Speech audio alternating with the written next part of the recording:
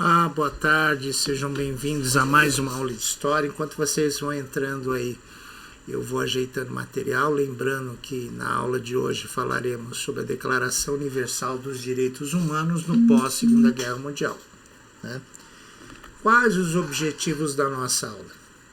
Identificar o contexto histórico da criação da Declaração Universal dos Direitos Humanos e analisar os princípios da Declaração dos Direitos Humanos, reconhecendo as suas violações na contemporaneidade, ou seja, né, quais são as implicações no nosso dia a dia.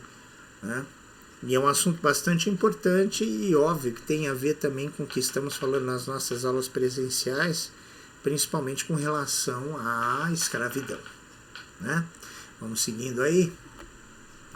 E para a gente começar, por que não uma boa reflexão então sobre isso, e aí eu gostaria que vocês participassem também dessa reflexão, e aí eu começo com uma provocação. Você sabe que são direitos humanos universais? Vamos recordar um pouquinho, né?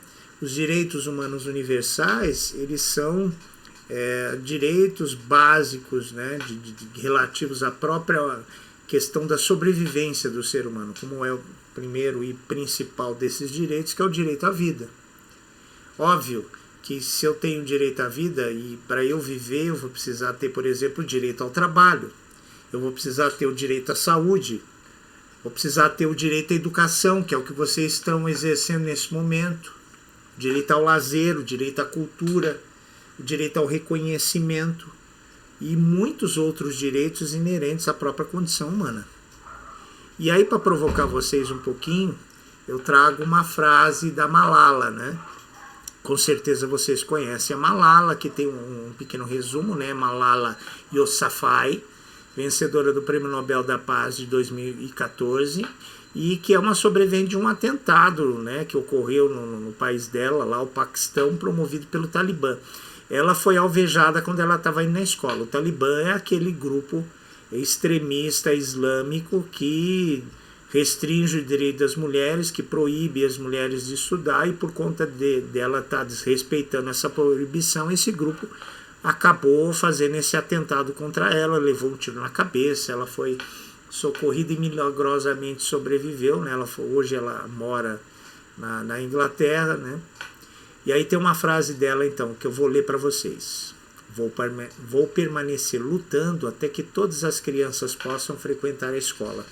Eu conto a minha história não porque seja única, mas porque não é. É a história de muitas outras meninas. Por que os países que chamamos de fortes são tão poderosos criando guerras, mas tão fracos para nos oferecer a paz? Por que dar armas é tão fácil, mas dar livros tão difícil? Então vamos pensar, e aí uns 3 minutinhos então para vocês pensarem, ok?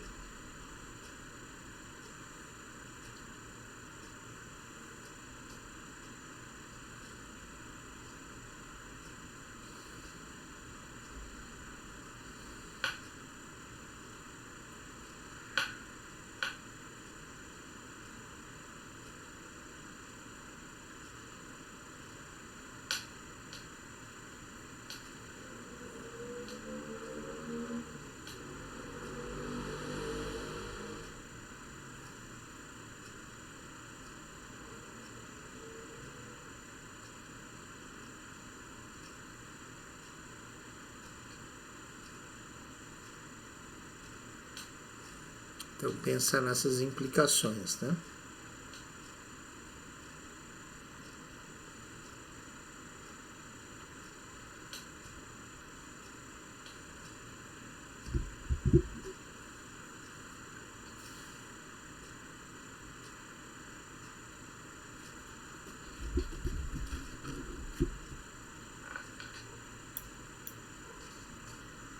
Mais um minutinho aí pra gente pensar.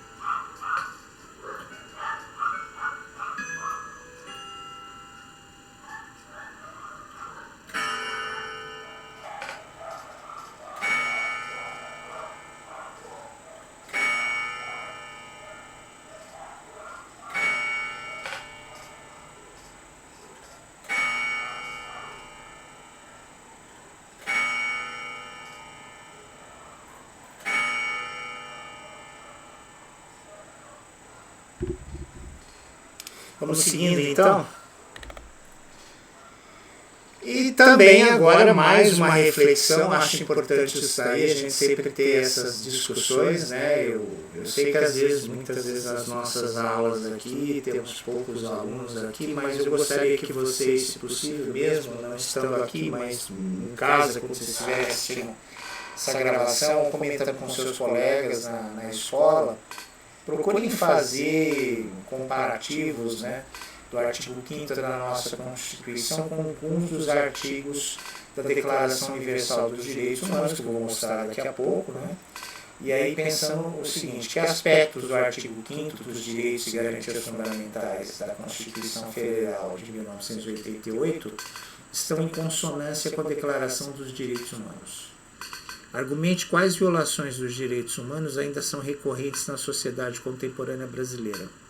De exemplos do cotidiano ou de notícias vinculadas por meio de comunicação. Olha, gente, notícia é o que não falta de violação dos direitos humanos, constantemente nosso país, inclusive, é condenado. Muito embora o artigo 5º da Constituição, que diz o seguinte, né? Todos são iguais perante a lei, sem distinção de qualquer natureza, garantindo-se aos brasileiros e aos estrangeiros residentes no país a inviolabilidade do direito à vida, à liberdade, à igualdade, à segurança e à prosperidade. Está lá na Constituição Federal de 1988. E aqui alguns artigos da Declaração Universal dos Direitos Humanos de 1948, né? A nossa Constituição ela foi elaborada, foi promulgada 40 anos após a Declaração Universal dos Direitos Humanos, que diz assim, artigo 1º, todos os seres humanos nascem livres e iguais em dignidade e direitos, são dotados de razão e consciência e devem agir em relação uns aos outros com espírito de fraternidade. Artigo 2º, todo ser humano tem capacidade para gozar os direitos e as liberdades estabelecidos nessa declaração, sem distinção de qualquer outra natureza, origem nacional ou social, riqueza, nascimento ou qualquer outra condição. E o artigo 3º, todo ser humano tem direito à vida, à liberdade e à segurança pessoal. Parecido, né, com o artigo 5º lá da nossa Constituição. Então vamos fazer essa reflexão. Eu sei que aqui fica difícil, mas aí eu vou dar alguns minutinhos para vocês fazerem, ou pelo menos começarem a fazer, uns 3 minutos aí. Eu sei que talvez em 3 minutos, mas dada a nossa baixa frequência na aula, é algo também para se pensar depois e talvez trazer essa discussão para a nossa sala de aula. Ok? Então vamos combinar? Vamos deixar com uma espécie de lição de casa, acho que é melhor, porque é preciso fazer com um pouco mais de calma. Tá bom? Vamos seguir em frente então? Então vai ficar como lição de casa. Provavelmente vocês vão lembrar que o Brasil é um dos países fundadores da ONU, que é a Organização das Nações Unidas, e aí a gente vai entender um pouquinho, né, do que é a ONU daqui a pouco. E é óbvio que a Constituição brasileira de 1988, que é chamada Constituição Democrática, Constituição Cidadã, ela vai estar em consonância com essas obrigações internacionais e vai reconhecer esses direitos. O momento em que essa Constituição ela foi feita foi logo após o período ditatorial militar, e a ideia era retomar justamente essa base democrática, essa base de reconhecimento dos direitos. Então, vai por esse caminho, mas como falei, fica como lição de casa, e eu depois gostaria de ver o texto escrito disso. Ok? É óbvio que vocês vão encontrar várias violações aí, né? O que foi a Carta dos Direitos Humanos de 1948? A gente precisa fazer um histórico, então. Em 10 de dezembro de 1948, a Organização das Nações Unidas, a ONU, promulgava a Declaração Universal dos Direitos Humanos. Era uma resposta imediata às atrocidades cometidas nas 2 guerras mundiais, mas não só isso. Era o estabelecimento de um ideário arduamente construído durante pelo menos 2.500 anos, visando garantir para qualquer ser humano, em qualquer país e sob quaisquer circunstâncias, condições mínimas de sobrevivência e crescimento em ambiente de respeito e paz, igualdade e liberdade. Né? Como eu falei, as 2 guerras elas mataram milhões de pessoas, aproximadamente entre 4 a 17 milhões na Primeira Guerra Mundial e mais de 30 milhões na Segunda Guerra Mundial. Em 1948, no pós-Segunda Guerra Mundial, tínhamos milhares de pessoas que tinham perdido suas casas, milhões de pessoas que tinham morrido vítimas das atrocidades cometidas principalmente pelos nazistas, né, o povo judeu, e uma série de outras coisas que fizeram com que realmente a gente pudesse retomar esses valores universais humanos, que a gente pudesse retomar a nossa humanidade, que a gente pudesse retomar a nossa solidariedade, que a gente pudesse realmente pensar em criar um mundo de paz. E esse mundo de paz só vem com o reconhecimento desses direitos, né? É óbvio que de 1948 para cá, algumas conquistas foram alcançadas, mas muitas ainda precisam acontecer.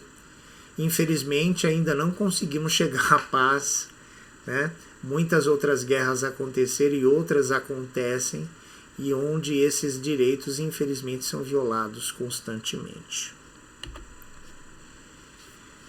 Esse caráter universal constituiu-se uma das principais novidades do documento, né? Além da abrangência de sua temática, uma vez que países individualmente já haviam emitido peças de princípio ou textos legais firmando direitos fundamentais inerentes à condição humana.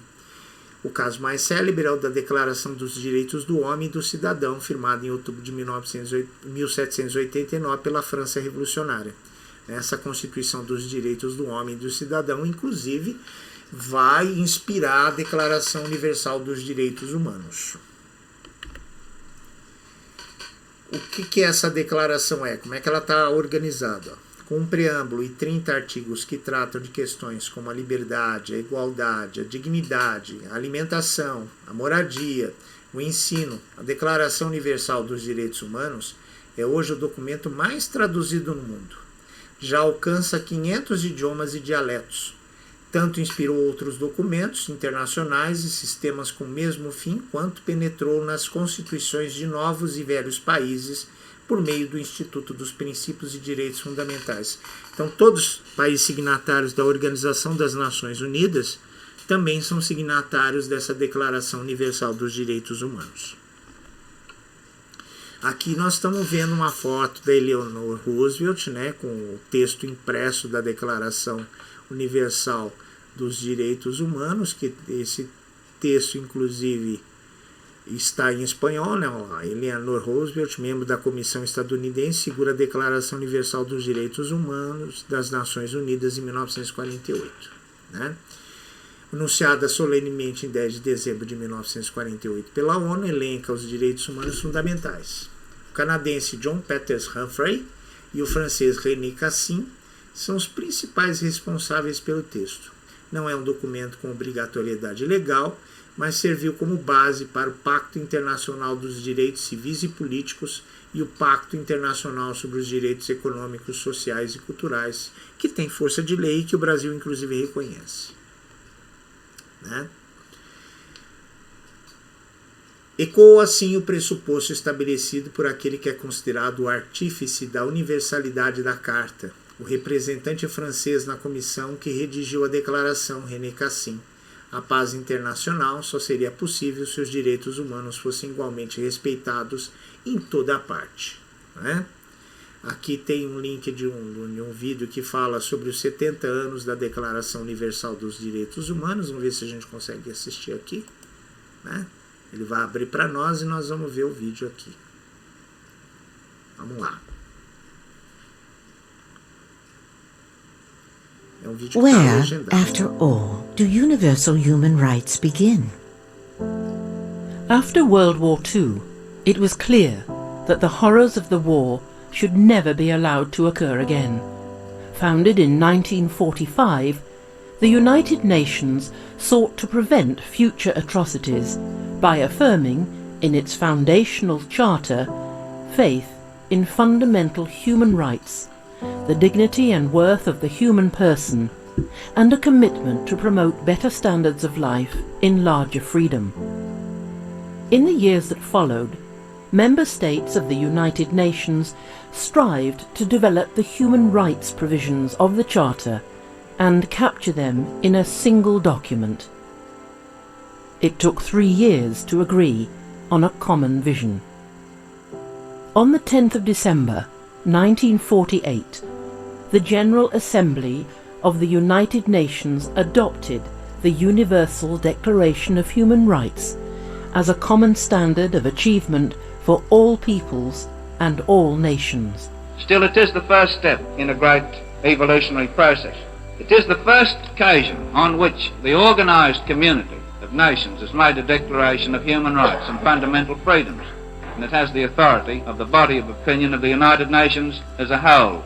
And millions of people, men and women and children all over the world, will turn for hope and guidance and inspiration to this document.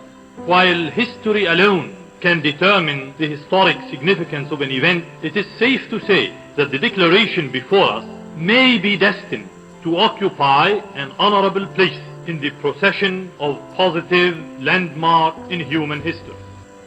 The Declaration consists of a preamble and 30 articles, with Article 1 powerfully proclaiming that all human beings are born free and equal in dignity and rights.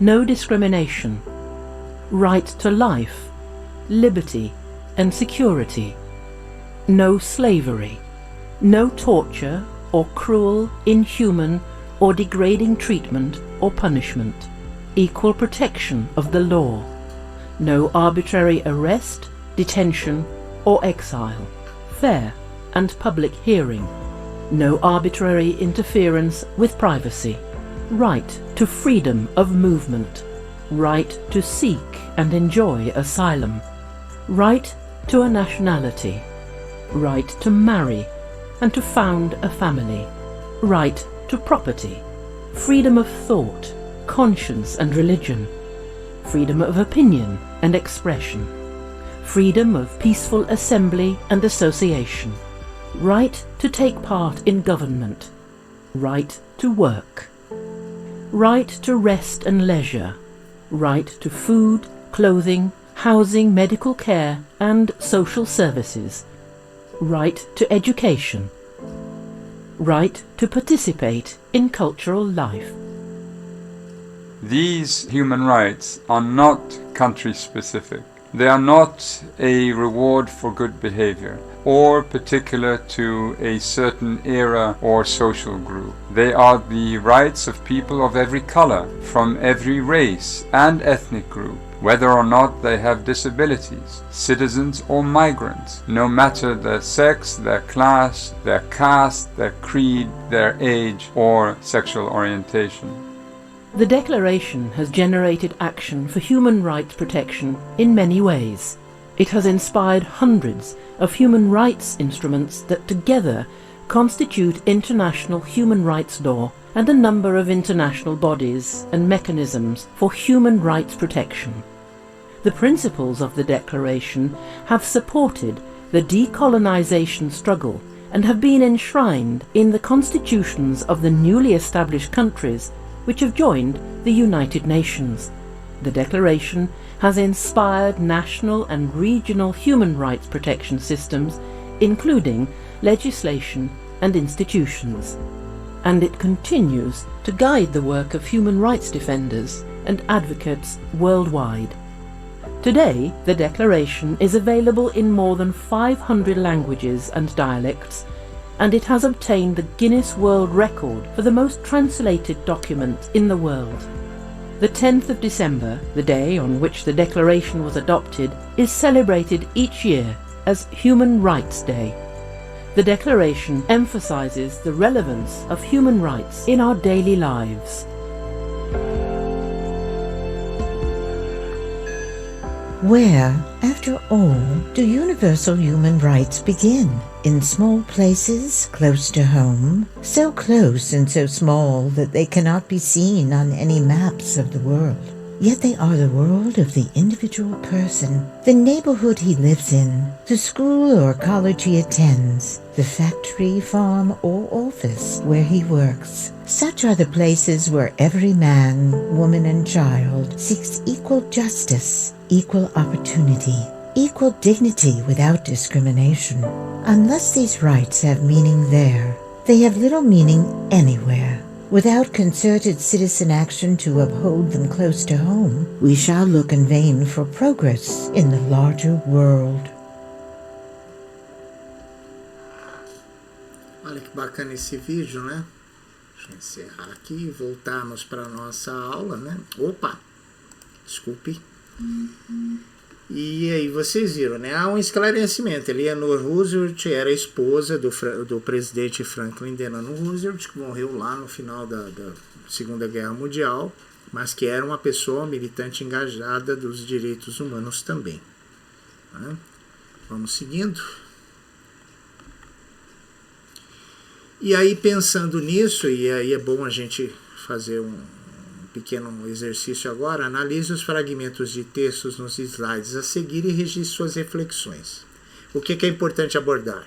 O contexto da criação da Liga das Nações e seus objetivos, então vocês vão fazer uma pesquisa, o que é a Liga das Nações, as razões para o fracasso de sua atuação em comparação com a Organização das Nações Unidas, a ONU, né? Observe a crítica contida na charge, e o contexto da criação da ONU e seus objetivos, destacando sua influência na criação da Declaração Universal dos Direitos Humanos. Uma das fontes para pensar. A Liga das Nações. Tratado de Versalhes, que regulamentou o final da Primeira Guerra Mundial, sob os auspícios do presidente norte-americano Woodrow Wilson, do primeiro-ministro britânico David Lloyd George e do primeiro-ministro francês Georges Clemenceau, instituiu a Liga das Nações, órgão internacional que atuaria como regulador da situação política do mundo, a fim de evitar futuras guerras. Apesar de ser um dos principais negociadores do tratado, o Congresso dos Estados Unidos não ratificou o documento nem aderiu à Liga das Nações, firmando um acordo bilateral com os alemães pelo Tratado de Berlim de 1921. A Liga fracassou porque não dispunha de um poder executivo forte, e sua dissolução oficial ocorreu em abril de 1946. Sua sucessora, a Organização das Nações Unidas, a ONU. Né? Vamos seguindo aqui. A Liga das Nações já havia iniciado suas atividades em outubro de 1945. A Liga das Nações foi construída sob a base de uma situação muito instável.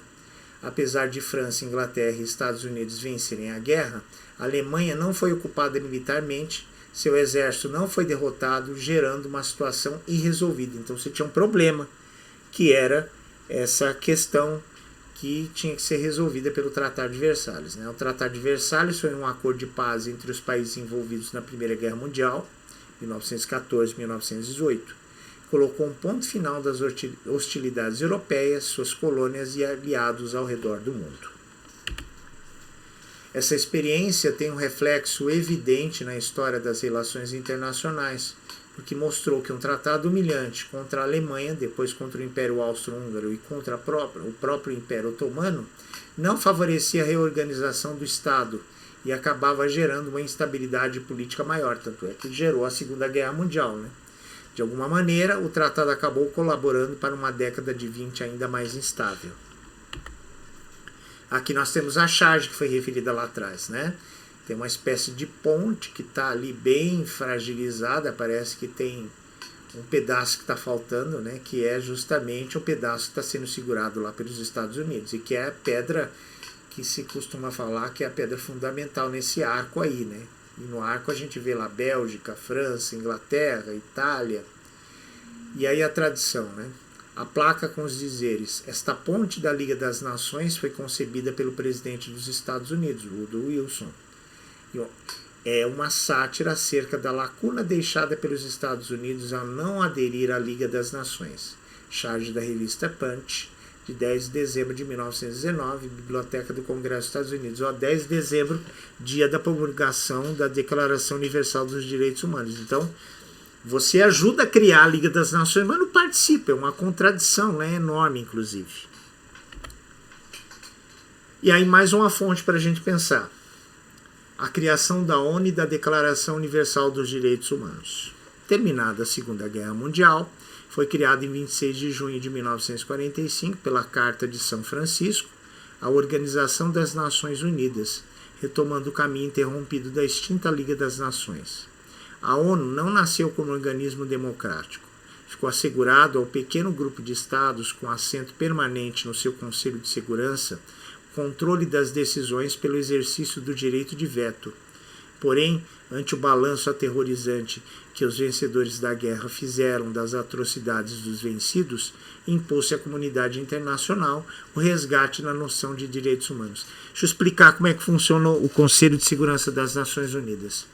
Os países vencedores da Primeira Guerra Mundial, que eram Estados Unidos, França, Grã-Bretanha, União Soviética, ao qual depois vai se juntar a China, formam os 5 membros permanentes da Organização das Nações Unidas. A eles se juntam mais 10 membros temporários. O Brasil, inclusive no ano passado, nesse ano, assumiu a presidência temporária do Conselho de Segurança das Nações Unidas, que é o principal órgão de decisões das Nações Unidas. Esse poder de veto é colocado da seguinte forma: qualquer um desses 5 grandes, Estados Unidos, França, Grã-Bretanha, China e hoje Rússia e não mais União Soviética, tem o direito ao veto. Não importa se seja 14 votos a 1. Se um voto contrário for de um desses 5 membros permanentes, a decisão fica invalidada. Tudo bem? Continuando o nosso texto aqui, nossas predileções, iniciaram-se então os trabalhos que redundaram na Declaração Universal dos Direitos Humanos, adotada pela Resolução número 217 da Assembleia Geral das Nações Unidas, em 10 de dezembro de 1948. O contexto mundial em que essa declaração foi redigida explica muito do seu conteúdo, em especial porque se tornou impossível continuar recusando o status de direitos humanos aos chamados direitos econômicos, sociais e culturais. É óbvio que vocês vão pensar, que esse contexto de término da Primeira Guerra Mundial ele vai favorecer essa criação da Liga das Nações, mas que esse órgão ele vai ser insuficiente para resolver os problemas, porque ele não vai ter o apoio da principal potência que vai surgir após a Primeira Guerra Mundial, que é os Estados Unidos. E isso, óbvio, não resolvendo os problemas entre essas nações, porque eu acho que, ao contrário, o Tratado de Versalhes os aprofundou, era necessário, então, criar um outro órgão, e esse órgão foi a ONU, que tem seus problemas, mas, que precisam ser resolvidos, mas acho que uma das grandes e principais conquistas da criação da ONU foi também a criação dessa comissão e o estabelecimento da Declaração Universal dos Direitos Humanos e principalmente uma série de documentos que reconhecem a igualdade, a autodeterminação dos povos, as questões ligadas ao fortalecimento da paz mundial. Lógico que muito influenciou essa Declaração Universal dos Direitos Humanos as atrocidades que foram cometidas na Segunda Guerra Mundial, como o Holocausto, mais de 6 milhões de judeus que foram mortos pelos nazistas. Aqui a gente vai aplicar um pouco desses conhecimentos e aqui eu trei um gráfico, a gente vai comentar esse gráfico que está do lado aí. Para finalizar a nossa aula, vamos discutir as violações comuns aos direitos humanos sugeridas no infográfico. Dividam-se em grupos para cada item e elaborem sua frase e síntese. Lembre-se de construir bons argumentos de forma complexa, considerando que precisam expor seus conhecimentos em uma única frase. Então, vocês vão criar uma única frase. Algumas situações de violação comuns dos direitos humanos. Primeiro, prisão sem condenação. Acontece. Ameaça à vida e segurança. Trabalho escravo e análogo à escravidão. Tortura e castigo cruel. Injustiça. Furto de dados pessoais, que se tornou infelizmente comum nos dias de hoje. 7. Restrição à circulação e à nacionalidade. Questão dos refugiados, dos migrantes. Limitações à propriedade. Os excluídos, o sem-teto. Sequestro e morte de jornalistas. Restrição ao voto. Abusos a idosos. Trabalho infantil. Uma série de violações, então, que vocês têm que pensar e argumentar. Ok? Vou dar um tempinho para vocês aí, 5 minutinhos para pensar sobre isso.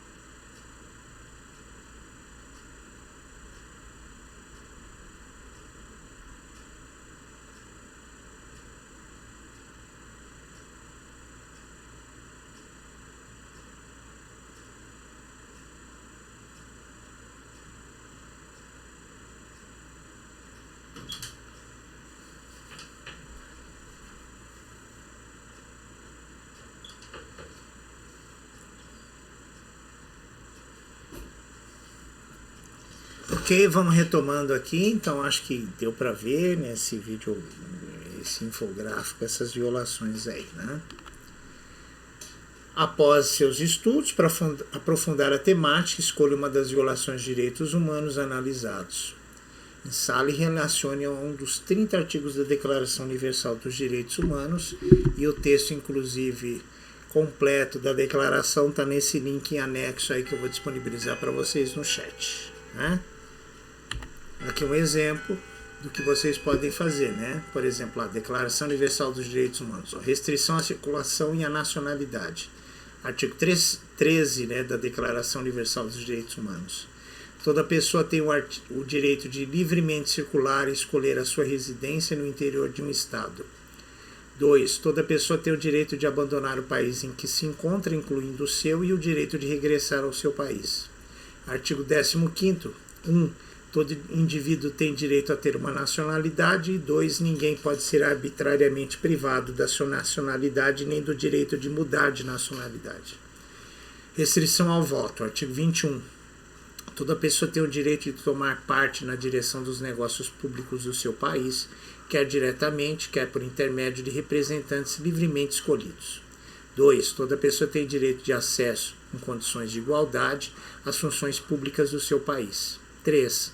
A vontade do povo é o fundamento da autoridade dos poderes públicos e deve exprimir-se através de eleições honestas, a realizar periodicamente por sufrágio universal e igual, com voto secreto ou segundo processo equivalente que salvaguarde a liberdade de voto.